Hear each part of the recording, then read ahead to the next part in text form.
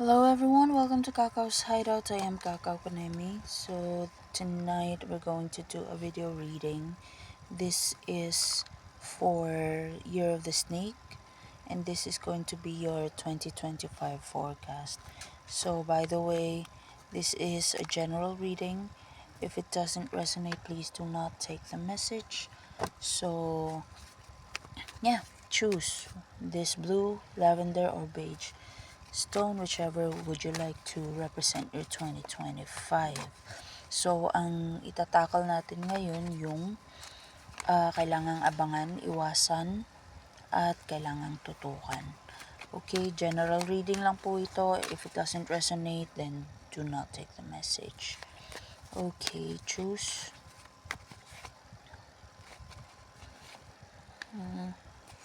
Let's see. Now, if you have chosen the blue square stone, this one's for you. Tabi muna natin to sila. So, if you have chosen the blue one, ang dapat mong abangan is kawalan ng pera. Parang mayroon kang kailangan pagsumikapan na hindi ka maubusan ng savings. Or pwede rin mayroon kang pinagpapaguran na dapat manigurado ka sa 2025 na sa'yo yung credit, mababayaran ka, hindi mate-thank you, hindi ka nga pagkatapos. There's also something about a promotion or a raise na parang hindi mo talaga siya makuha-kuha. Kahit anong gawin mong pagsusumika, parang hindi mo talaga siya ma-achieve. This is because you are not the toxic one. Hindi ka sipsip, hindi ka namumuliti ka. Pero parang kung ganun na lang rin yung parang nate-thank you yung efforts mo. Ang dapat mong gawin is to actually leave. Kesa hintayin mong matapos yung situation tas hindi ka pala kasali dun sa mare-recognize, mapopromote or tataasan ng sweldo. So yun yung dapat mong abangan, na in case meron kang pinagsusumikapan na hindi magiging sayo, parang make sure na meron kang fallback.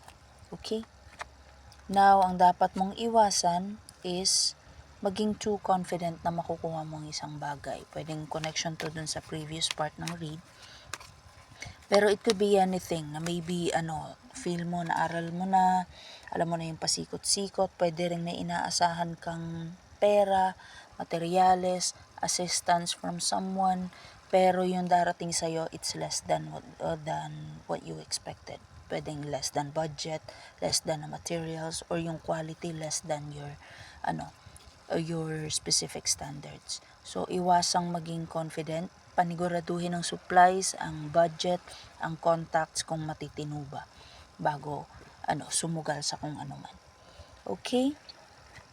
Let's proceed kay dapat tutukan, the Empress reversed. This may be a Taurus or someone around you na parang laging nakikipagkompetensya sa'yo. Or parang kahit anong gawin mo, hindi mo siya mapiplease. Parang there's always something out there na hindi mo alam kung paano hahagilapin. So, tutukan mo yung mga niya, inuutos niya, paano mo siya ma-set ng boundaries na hindi ka na niya mauuto, hindi ka na niya lolokohin, especially if meron siyang sekreto sa'yo na parang finally marireveal sa 2025. Bottom of the deck for 2025, take control of your situation by knowing your place, knowing, parang listening to the cues ng mga tao around you, and wag pagbasihan lagi yung sarili mong standards. I-compare mo rin kung mayroong bang tao around you na sumusunod sa standards. Kasi baka confident kang swak ka sa standards, tas ibang standards pala yung pinagbabasehan. Okay? Now, let's proceed kay number 2. If you have chosen this lavender or purplish stone, kailangan mong abangan na for 2025, you can finally call the shots. Meron ka sigurong hinihintay na parang magmamaterialize na finally sa 2025. And this may be something connected sa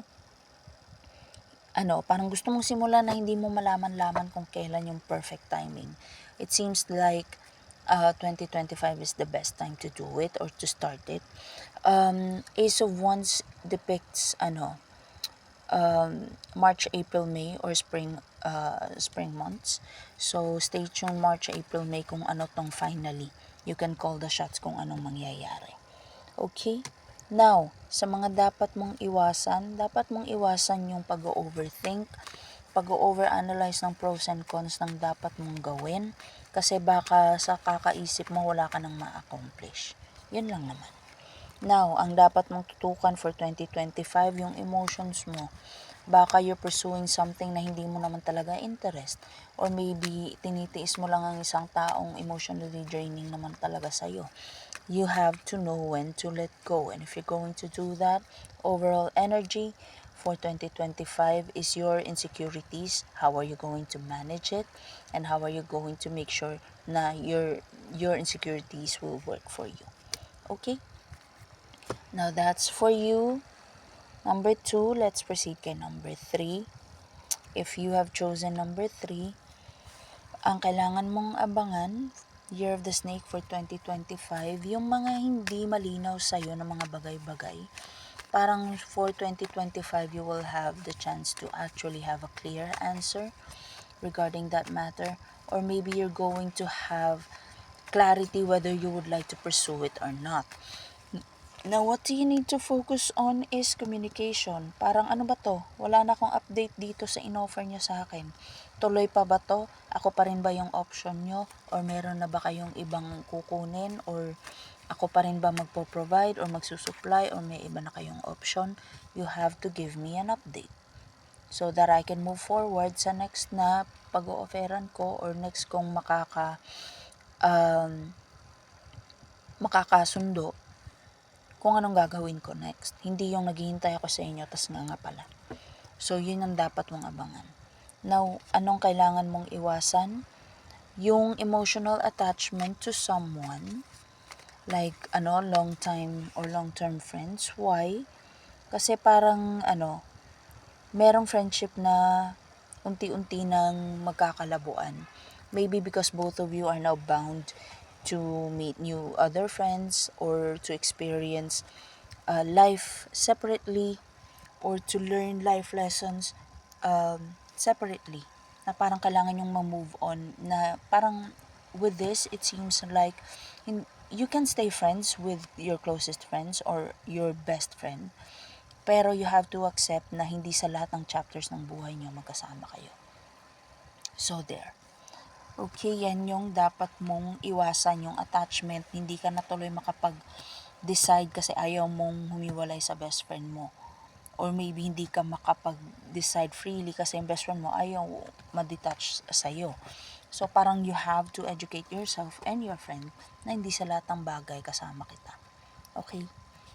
Ang dapat mong tutukan, rather, yourself, attention towards you, probably fame, not necessarily, but this is something na parang finally you can showcase na and the public may or may not appreciate. So prepare sa bashing, sa appreciation, and sa popularity na hindi expected. You will need to focus on your burdens, paano siya hindi magiging sagabal sa gusto mong i-showcase sa public. Bottom of the deck, 9 of Cups. For you, number 3, it seems like 2025 is going to be a year of wish fulfillment overall. Okay? That's for you, Year of the Snake. If you would like to have a paid personal reading with me, just send me a private message. And yeah, that'll be all.